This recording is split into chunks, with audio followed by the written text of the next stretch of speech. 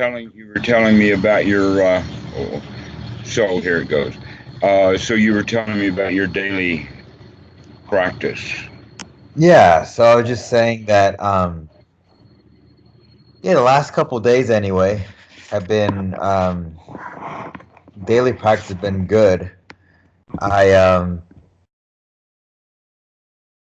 The things that put me into dukkha, I haven't been in that state for longer than say like 15 seconds at a time or something like that. And then I've been able Okay, to kind of like pull myself out of it. So that's been really good. Um, excellent. because because like I was saying, I got this little counter. I realized that it happens more often than I thought it did. It happens. What what happens more often than you thought it did? I'm in a state of dukkha that I can recognize as dukkha during the day. Okay, all right. So it probably happens at least like 200 or 300 times in the day, which is Yes, exactly so. Um, One may also say that it's quite possible for a student to have equal numbers of dukkha and equal numbers of Navana moments. mm-hmm. And the reason for that is every time that we recognize that we're in dukkha, we Yeah. stop it, we let go, we sit down, we take a deep breath. We're happy that we caught that suffering and we have a little sigh of relief, a little nibbana moment. Wow, I'm so happy to be free from that crap. Yeah. Why did it have to last 15 minutes this time? Yeah. Where's my sati? Yeah. So I find that the nibbana moments come more from that than they do from the grasping and releasing or the doors. So they're giving me more of a workout than the other stuff even. Well, in fact, the issue of noting intentions when you're going through a door and noting when you're standing up and all of that kind of stuff is actually exercising that sati muscle Yeah. to continue to remember and remember and remember. So now what you're beginning to do is you're out actually applying that not as just a tool or a skill to be learned, but you're actually applying that skill now because that's what that skill is really for, Yeah. is to wake up to the suffering. But we use it in the sense that the physical door is there, so that helps us to start practicing mindfulness. But the real times that one wants and needs to be mindful is just when we're about to go into suffering, into mental states. Mm-hmm. I probably have mentioned this to you before that the world is full of good advice. There's lots of good advice everywhere. Even the Christians have good advice. There's even some good advice in the Bible. Mm-hmm. There's good advice from psychologists, and there may even be good advice from a lawyer and accountant from time to time. But the problem with good advice is that we do not remember it at just the time when we need it most. Mm-hmm. So in your case, when you get into suffering, what you need is the advice of Dukkha Dukkha Nirodha. You need the wise, noble view that you've been working on, that you do not need to suffer, that you can come out of that. And then all you have to do is remember it, and that effort is becomes very easy to just come out. So this is the whole point, is that we're training sati in order for it to be there at just the time when we need it most. Mm-hmm. And you're saying, yeah, and I need it most about 300 times a day. Yeah, conservatively. Well, that means that we need sati about 300 times a day. Yeah. That's a skill to be developed because most people, our memories are not very good. And the real memory is to remember to be here now, to look at what's going on. Yeah, I mean, I've just started feeling the last couple of days like there's less of a gap between my sitting practice and my non-sitting practice. That's So, the point. That's the intention. yeah. The sitting practice is actually just a practice so that we can do this all the time. I've had individuals from time to time. In fact, I had someone who, um, for some reason, she's a veterinarian, but she was interested in Buddhism from kind of a journalist point of view. Mm-hmm. And so, in her call to me, the one time that she's called, she asked, "Do you have a sitting practice?" Or maybe she said a formal sitting practice. And I say, "Well, it would take me a couple of hours to answer that question." Both yes and no. But the point is that the formal sitting practice is that which is needed in order to develop a skill. If that skill is already there, then we don't have to practice it in the sense of trying to make it work. But we practice it in the sense that it's now a skill that's used. And in that regard, the word practice change. Mm-hmm. So it's almost like to develop or build a skill is practice. But once the skill is developed, then it's performance. We're performing that skill. And the skill that we perform will be to remember when the mind is in dukkha to bring it out. Now, Mm-hmm. when the skill reaches the level of mastery, that means that we're basically on guard all the time so that when the dukkha is wanting to come, we step out of the way so that the dukkha doesn't come at all, or if it's there, it's only an instant and is immediately recognized, and we play with it. Mm-hmm. So that again is the aspect of performance or practice, performance, play. When even a musician, when he thoroughly has even a very difficult piece of music like a concerto, repeated over and over and over and over again, and he's performed it several times in public. Eventually, he stops performing it and starts to play it. And that's when the audience really loves it because he's no longer struggling to try to remember every note and get it just right. Now he doesn't have to struggle with every note to get it just right. He's got it. And now he can just fiddle with it. Mm-hmm. So that's how we want our sati to be, so that it's there. Johnny on the spot every time we need it. Yeah. And so 300 times a day for you, that's what our goal is right now. You click that. Yeah. Yeah, well, I'm hoping that if after a couple weeks, I won't need this thing anymore. But I mean, for a while, maybe I will. No, don't hope. If you're using it, enjoy it. And there'll come a day when you might want to set it down, or there'll come a day when you forget to take it with you and you're just fine without it. I'm gonna have to explain to everyone what it is eventually. We'll tell them that you're counting smiles. Tell them if you smile at me, I'll click the counter for you. Because in a shorthand way, that's exactly what you're doing. Mm-hmm. But any little tool that we can use to help um, generate mindfulness, to remember, to keep remembering over and over and over again.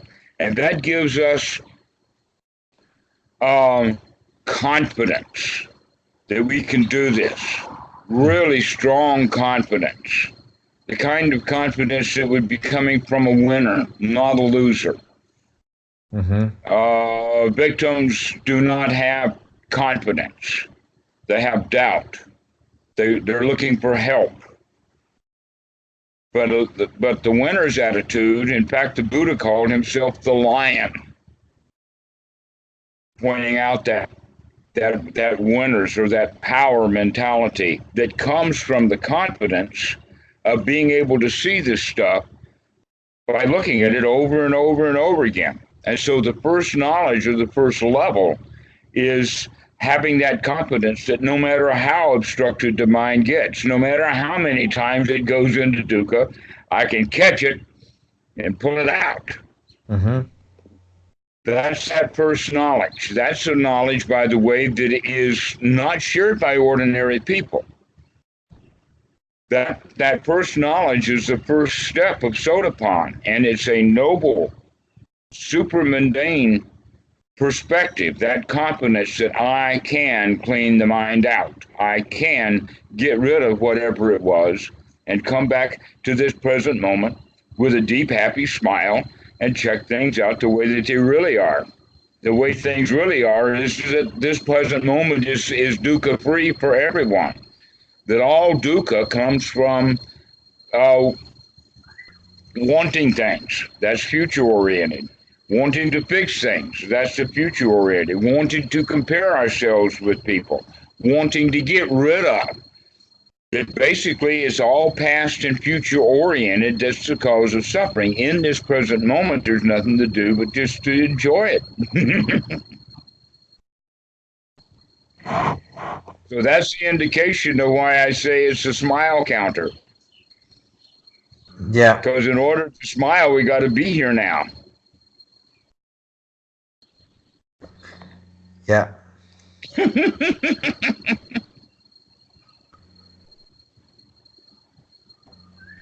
Well, that's really great. I'm glad to hear that you're progressing right along. Yeah. Yeah. I think I'm finally starting to get the hang of some of the daily stuff. It's been Yes. taking a while. Well, it's a skill to be developed. It does. It takes a while. And you're right on schedule. Keep it up. Using these techniques that I've given you and the ones that you're coming up with for yourself are all excellent as reminders to help you to remember to be here now over and over and over again until that, at least for short periods of time, it becomes steady. Mm-hmm. That we're able to apply the mind on a particular item and keep it there. Like first off, we're breathing, but then eventually we can keep track of, for instance, giving a public talk. Many people want to have notes. They want to have something to follow along, something to help them to remember. But one of the qualities that old monks have is that they can just talk and talk and talk and talk Dhamma. Bhikkhu Buddhadasa was very well known on the full moon of the Patimokkha to start talking at 2 a.m. and continue to talk until sunrise. Wow. Which is about 3.5 hours or so.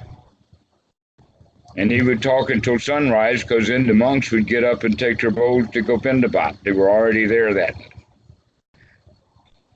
And so that's the way that that old monks they have the ability. You see what ordinary people are doing with this practice of the Eightfold Noble Path, including right view, right sati, right effort, and right attitude, over and over and over again, and coming back to the breath over and over and over again, is basically what we're doing is we're exercising that frontal cortex to keep it sharp, to make it work, almost like bodybuilding, except now we're frontal cortex building. Mm-hmm. And the weights that we're lifting is the weight of coming out of the hindrances and be here now. That's why in the beginning it's actually effort. But later it becomes energetic when the mind becomes strong, and then the mind can stay focused for long periods of time before it gets tired. Many students in the sitting meditation recognize this, that they can stay mindful for a while, but then after 10 or 20 minutes, then the mind gets tired and it starts to wander away. And that's the time when we need the sati the most, is when the mind is tired, because we want to exercise it more and more to get it strong. Yeah, I've noticed that when I do longer sits, at the end, my mind is sloppier, So I've kind of extended my sits because of that, and it's helped with me. Not Yes, exactly. That's exactly what we're talking about.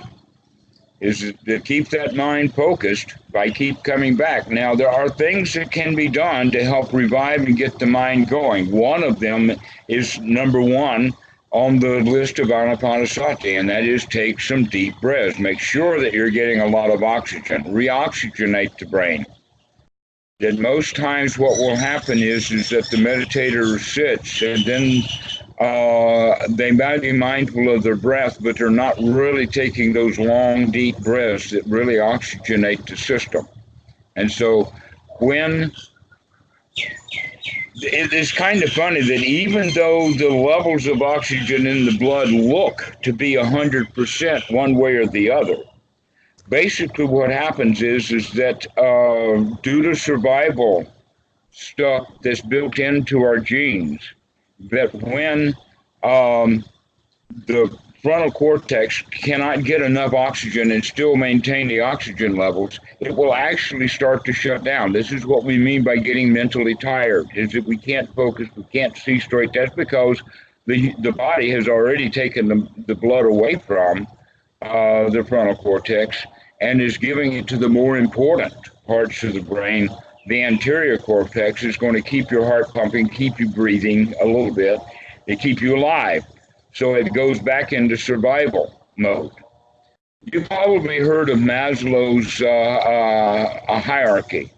Basically, what we're looking at is an amount of energy. When the energy is low, everything is at a survival level. But as the energy level goes up, then you can go higher and higher into that place, especially mentally. Though the chart itself has some physical things, we're really talking about a mental situation. So when you're getting enough oxygen, so that's one of the things to do. When you recognize in your longer sittings that you're getting tired, be sure to start taking deep breaths. Every time that the mind wanders away, take 3, 4, 5, 6 deep breaths. Reoxygenate the body, get it cleaned out. And those deep breaths are also going to continue to open the areas of the body that need to be looked at. So do not forsake the first step of Anapanasati. So many students do. They say, "Oh, I'm more progressed than that. Oh, I'm going to do A, B, C, and D because I'm going to do B, C, and D because I don't need to do A. I'm better than that." But oh no, the Buddha put long, deep breath as number one point of Anapanasati because he understood how important it was. And so with the students, and in fact, that statement that Goenka makes so often, never mind, start again. The start is the important thing. Even in Zen, they talk about beginner's mind, to come back and start all over again. And the main point, and then is that starting over is taking that deep breath, getting the body oxygenated, getting the mind for work. But over time, you see, of doing that, then the mind gets really strong because it can handle, it's got enough oxygen, and it can handle, let's say, points of focus, like to be able to be focused on a particular topic in a Dhammarato and just stay on that topic and continue on for. And in fact, those old tapes that Bhikkhu Buddhadasa made in Thai language are still played regularly at Wat Suan Mok. They even do it at Patty Mork at 2 a.m. They'll start having a tape. Some people are up, what is that all about? Well, it's about that they're continuing the tradition of Bhikkhu Buddhadasa speaking of all night at the Patty Mork. This is part of the power of the mind. You probably heard ideas that people only use 10% of their mind. Yeah, I've heard that. That's an old one. A better way of saying it is people only use their brain about 10% of the time. The rest of the time is too tired to do anything, not getting enough oxygen. It's asleep, operating on automatic pilot. And when we're operating on automatic pilot, naturally we're going to start doing things that are old habits that are going to bring that suffering back again. So that's the time when we need sati the most, is when the mind is the most incapable of doing it. Yeah. So that's why deep breath is so valuable. Take that deep breath. Yeah.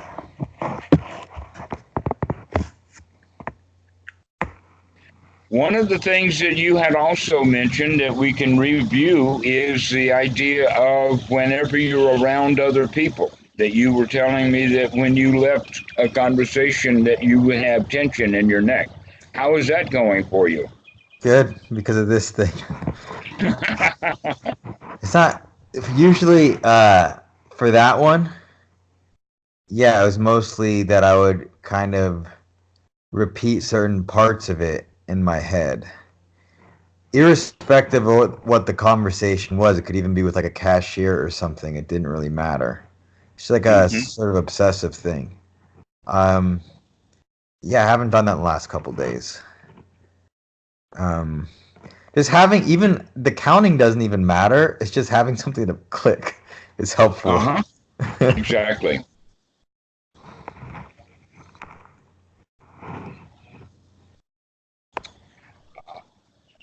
People have been using various techniques like that over the many, many years, and they're very valuable. Mm-hmm. Bandler and Grinder in NLP calls it an anchor. Okay. And we talk about the breath being an anchor. But basically what they mean by an anchor is they're talking about a reminder. Uh huh.